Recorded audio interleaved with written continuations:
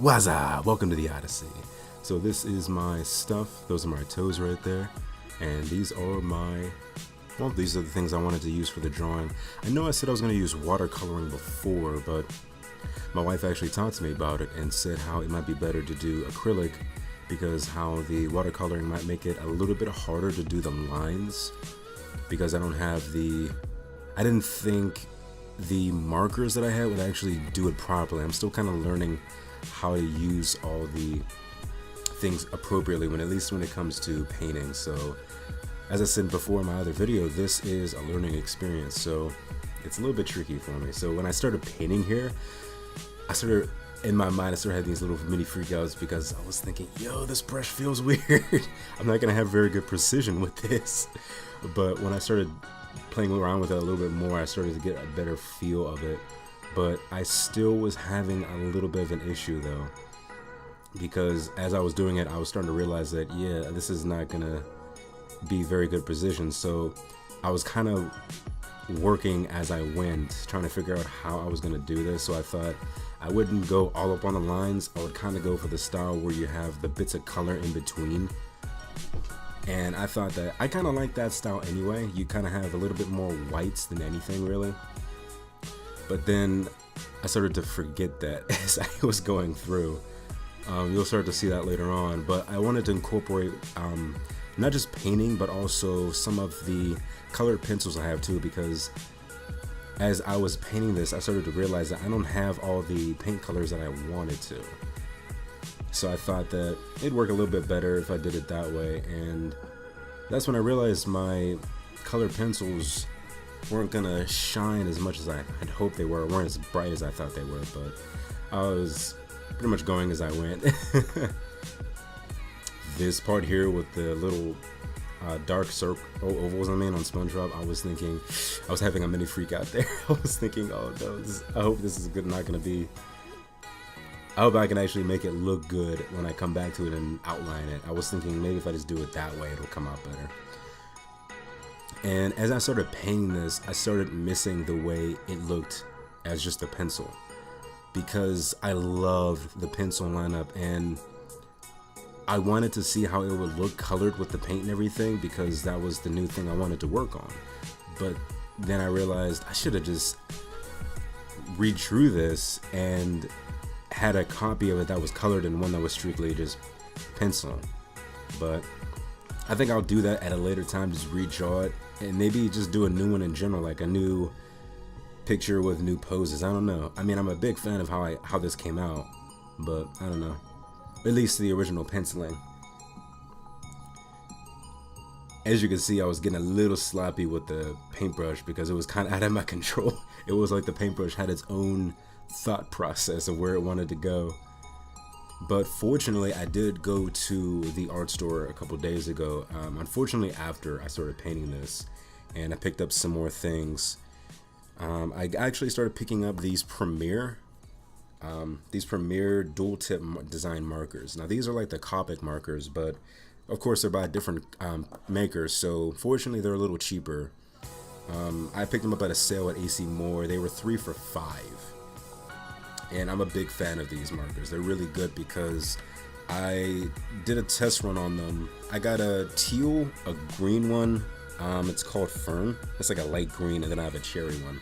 I bought the teal one a while back and thought I'd come back and see how much they were now, see if they were on sale. Unfortunately, they were. So I picked up the Fern and the cherry one, and I used those to finish this one picture I did. If Popeye was a Green Lantern and Bluto, you know, Popeye the Sailor Man, and Bluto is arch nemesis, pretty much, of many jobs. Because if you guys remember Popeye, Bluto was always some random bad guy. He went from being, I don't know, he was always like he was always in a different line of work every episode. It was just so funny until they kind of submitted him as just Bluto in general.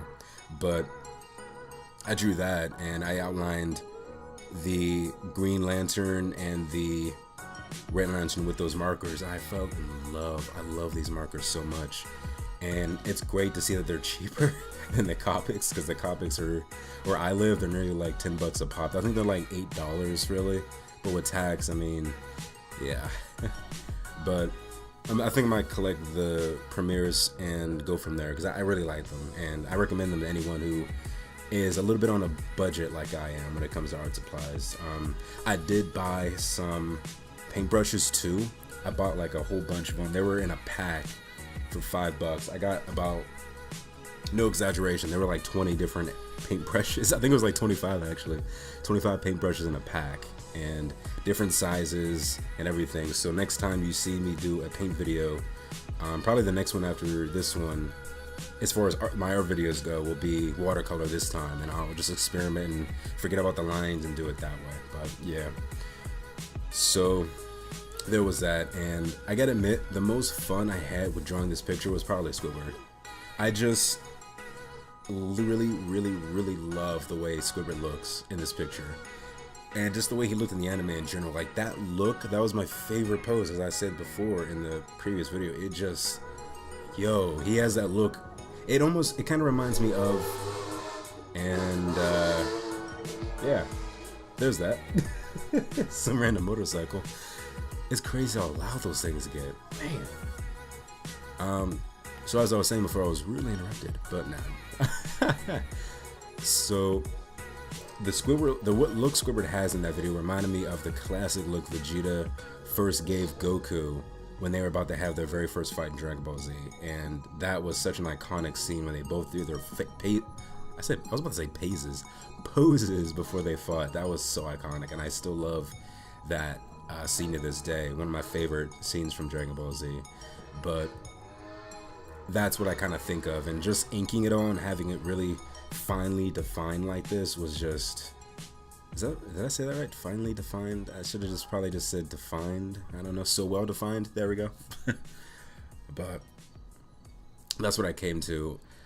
When I got to this part here, I was starting to think that maybe I should just have the background colored and leave the rest with like some light coloring here and there.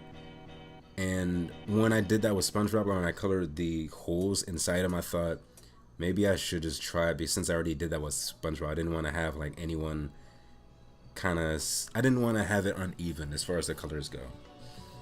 So I thought that I'll just color them in and just go from there. And from the very beginning, I was nervous about coloring Sandy because of her being a lot smaller in the picture than everyone else, and I didn't want to take away from the details that I am inking right now. And like I said, I haven't really painted in years, so going back to this after maybe painting once or twice before, not the best. But it was really fun. I liked having the opportunity to paint this. And what I think the only thing I kind of regret about painting this was I wish that what I did was, you'll see in a bit here, I wish I did what I did with Patrick right now actually. Just colored in some of the, like the shading, like how it would look if he was just, if the light hit him just right. And you just see the pink of him as an outline more so, and did that with the rest of the characters instead of painting the inside, because I did that with Patrick and Squidward, but I decided to paint SpongeBob, Plankton, and Sandy full color, and that I feel kind of took away from the quality of the picture. But I'm so glad I at least gave it a try just to see if I could do it, because that's the point in art sometimes, you know, you're gonna make mistakes, and it's better to at least give it a shot and see what happens than to not better yourself by finding out that that wasn't the best choice, so maybe try it this way next time. So there was that. So like what I could have did here was, like if I'd painted the top like that and then maybe did the bottom and maybe the brow, I think I could have gotten away with that, and maybe like a little bit underneath the nose and maybe the sides too.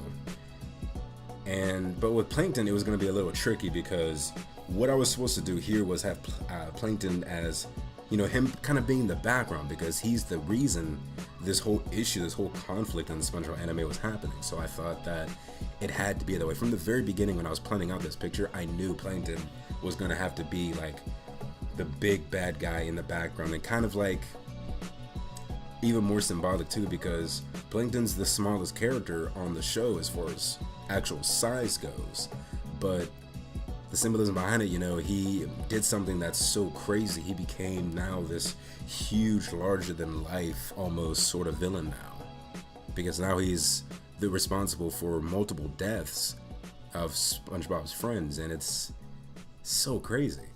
So when I started coloring him there, I started to think, ooh, this might not work out. So as I was doing this, I kept thinking, oh man, what am I doing? No, I can't stop. I have to keep trying, because if I stop now, it's just gonna look awkward. But I don't know. I definitely want to come back to this and redraw it and have a penciled version of it, at least how the original one was before, because it took a little bit of time from looking at it before I actually decided that I did a decent job for my first, you know, painting in a really long time. I'd like maybe the 3 or 4 times I've painted, and I look forward to coming back to it, especially with the multiple paintbrushes that I have now. And it was kind of funny with Mr. Krabs that I didn't know where I wanted to have him in there, because he was in the anime, and I kind of wanted to have every character that was in there. And I thought, shoot, where am I gonna put him? I have no more room, because he was like the last person to draw in. So I thought, you know what? I just look him up real quick and see if I can fit him in somewhere. Then I thought, you know what? How funny would it be just having his eyes just in the bottom left corner, just like poking in, because you just see him in the anime for just 2 seconds and that's it. So I thought it was kind of funny just referencing that in a way. So that's why I kind of came to. But I'm kind of glad that Sandy's suit was just really white to begin with. That saved me some time to really not think about doing anything with it, because I didn't think that it probably would have took away from it a little bit more. But what I liked doing was Squidward. When I looked at my color pencils, I was thinking, okay, he's more like a grayish green, so I gotta find like a grayish green somewhere.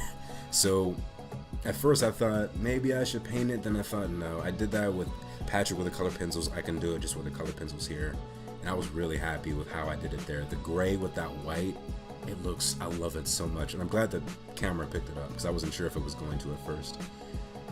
I hate how I did the pants, because I did that without looking at any reference. I just remembered that, I remember he had a belt on, and like it was black, but I didn't remember how the buckle went, so I just made that rectangle a little bit bigger, and then I forgot to go back to it. I'm so mad I forgot to get back to it, because I had recorded so many videos, you know, recording a minute or two here, taking a break, pausing, getting the right angle for this character, picking and choosing what I was gonna paint and draw with next and color with. So I was like, it was so time consuming adding all those to the computer and going from there, but it worked out. I'm glad I did in the meantime, but I was glad that I was actually able to add him in there and talk about it here. So this is how it looks. I hope you guys enjoyed this video, and I am so glad to have done this. Thank you guys again for watching this, and until the wind hits our sails yet again, I will see you in the next episode. And also, actually, I may rephrase that too. Because I was trying to time it right with the video here. Let me know if there's any other thing you guys would like me to draw in the future. And let me know what you thought about this one. And if you have any suggestions, any tips or trips, wow.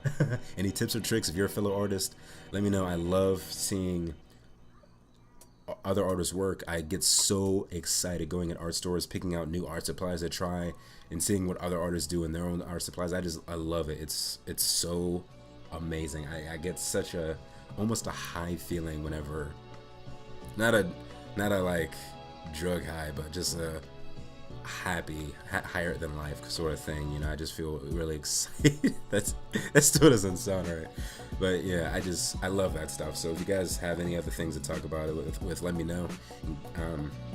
Thanks for joining me on this Odyssey episode. Later days.